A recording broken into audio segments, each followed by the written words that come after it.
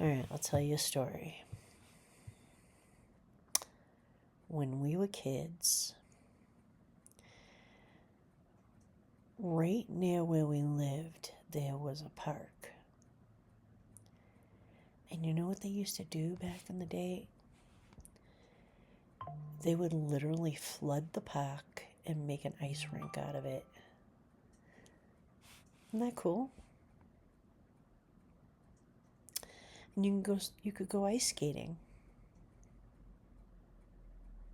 if you knew how to ice skate without busting your butt. But people ruined it because they kept breaking the ice and stuff, and so like forget it. We're not wasting the water. Yeah. So they ruined it.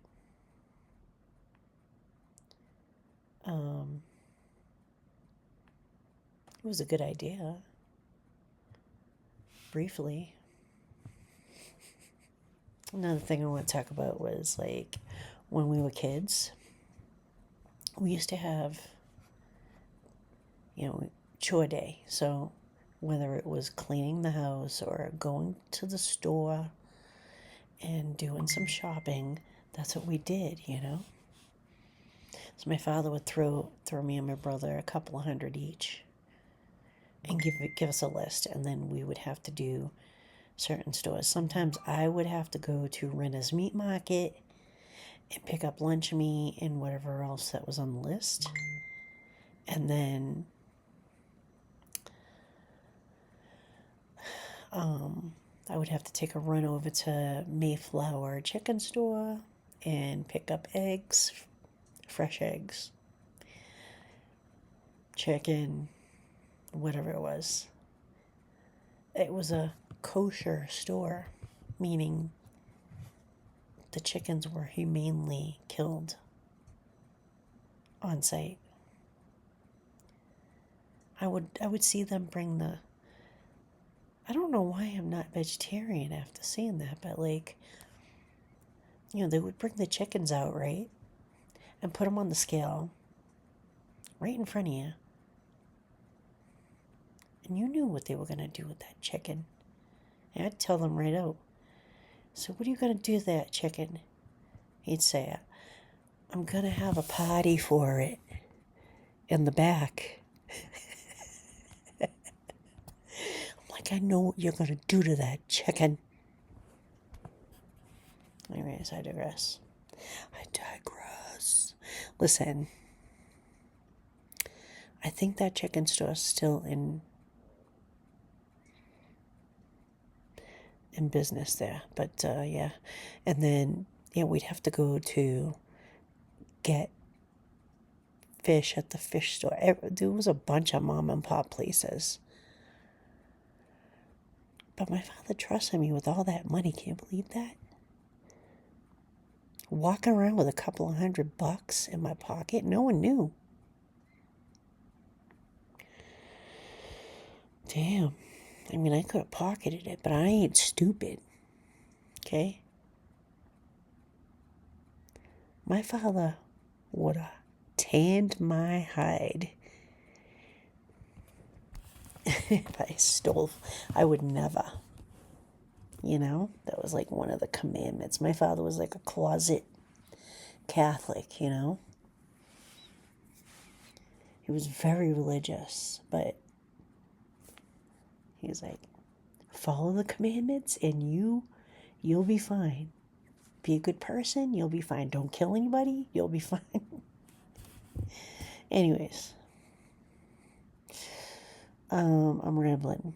So, yeah. Oh, I was doing the Uber thing yesterday. I made about close to 70 something. Hold on. Oh, there's gonna be some kind of aquarium thing. After hours aquarium. I was just telling my cousin about it, and she said it's been sold out for weeks. That sucks. And I'm just hearing about it now. I wish I was there because I'd go with her. What was I going to say? So yeah, the Uber thing. I did all right. And then afterwards, I went to this lake, which is not too far from me. I didn't even realize it was there. And like I've driven by it like a million times. I'd go back. It kind of reminded me of Lake Cotichuit back in Mass. So, yeah. But back to the Uber thing. I was in gold status, and today I woke up and I was in green. You know what? I have 0 F's to give about it. Because if you think I'm going to take a shitty order and drive all the way to Timbuktu just to get up to platinum status, you're out of your freaking mind. I'm not driving my car into the ground, I'm sorry, but nope. If I can get back up to gold status, I'll be happy, but I'm enjoying myself anyway, regardless. It's like pocket money for me. And I'm enjoying it. Except for this morning. You want to know something? Let me tell you something. Oh, is this... I'm already 5 minutes in. Do I look like the Unabomber when I'm wearing this hat? What do you think?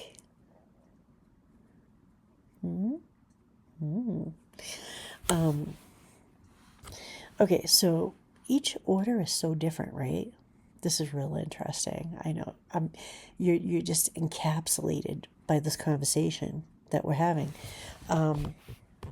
So this order, all I had to do was pick it up and deliver it. But Uber made it really complicated, right? So it said go to the Stop and Go, whatever it is. There's like an area where you pick up the stuff, right? You have to scan each bag, each item. There's like a little code on it. And then when you get to your place where you're supposed to deliver them, you have to scan the codes again. It's like Fort Knox, right? They want to make sure you're not stealing their White Claw or their extra bags of bagels. I don't know. I think it's good, but on the other hand, don't make it complicated for me, all right? Because I had to sit there and scan it twice before I could leave. That's unacceptable. I just want to hit, it was delivered, and get in my car and go, all right? Last story. Listen, I'm getting ready to head out in a minute. I told my coworker that I wanted to get my hair cut, right? Get the A-bob that I like. You know what he said? He said, "You mean the one that makes you look like you got a helmet on your head? A football helmet? Is that what you mean?" Listen.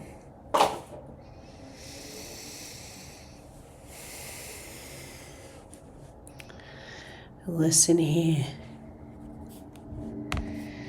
Don't you ever say that again. Oh my gosh.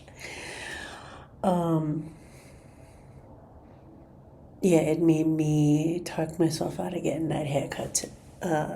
When did I want to go do that? Maybe Thursday. I think maybe I was going through like a midlife crisis. Sometimes when I'm going through those little stressful moments, I want to chop all my hair off. My husband's texting me right now. He asked me about something yesterday, and I'm just getting the message today on my MacBook. He's like, that was yesterday's message, not today. So, I digress. Yeah, I'm going out.